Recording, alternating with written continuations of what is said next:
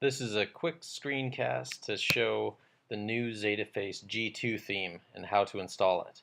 I'm going to start out by looking at an existing application that I have that uses the default Xataface theme. It's got the logo here, the list of tables. In this application is all on the left, listed vertically because there's too many tables. Normally it would just list on the top as tabs, which some people find more convenient, but once you get too many, then it's more manageable to have it all vertical here. So the G2 theme, I'm going to switch to the terminal program. So I've got my application here. There's quite a bit in this application, but you can see there's the typical components like the conf.ini file. I've already created a modules directory. If you don't have one of these already, then you should create one. Go into my modules directory, and you can see I already have a few modules there. What I'm going to do is I'm going to install the G2 module, as this contains the new G2 theme for Xataface. So I'm going to use Subversion.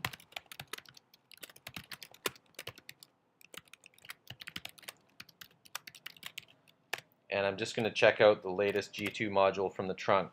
And notice that I'm going to check it out into a directory called G2, and that's case sensitive. It has to be exactly this or it won't work. Ooh, looks like I forgot the checkout command. There we go. And you can see it's checking out a whole bunch of CSS files and templates and JavaScript files. And these will just be used to override the default templates. Xataface has the ability to layer templates, JavaScripts, and CSS files. So now that I have that installed, I'm going to go into my conf.ini file, and you can see here I already have a module section, the underscore modules, and I have a whole bunch of modules listed. I'm going to list the G2 module first here.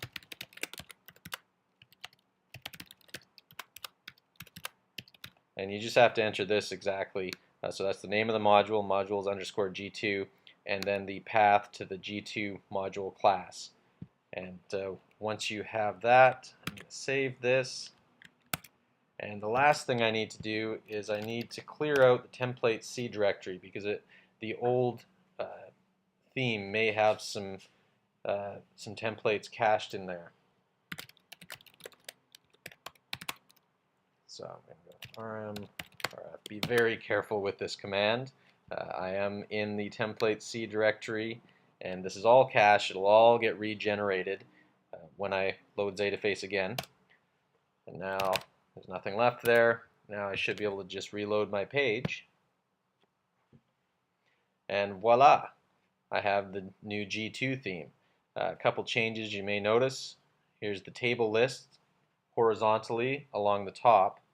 And as we get more than 7 tables, we get a more menu that lists the remaining tables. Right now you see there's some underlines there. The personal menu provides links to the control panel, the person's user record once they're logged in, and the log out. So some buttons that used to be all part of the interface, making it more cluttered, are now hidden inside drop-down menus. There's the control panel menu also because I'm logged in as an admin and has all the different control panels listed there. The search is now more prominent. It's a bigger search right at the very top, so it's easy for people to do a search quickly. The advanced search, you no longer have to actually click on a Find tab. You can just click on Advanced Search and it'll drop down without actually changing the page. You can see my page. This is a very long advanced search form, but you can see my existing page is still at the bottom here. And I can show and hide it at will. You'll also notice that anything that has a date, if we have any date fields here, I'll go into the articles table.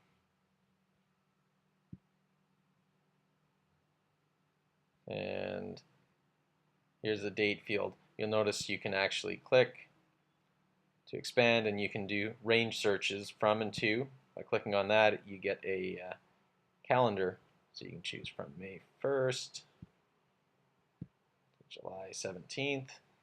Makes it a little bit more intuitive for users to be able to figure things out. And there's quite a few other changes, but you get the general idea. Just install the G2 theme. If you're running Xataface 2.0 or higher, it should just work. Thank you for watching this demonstration.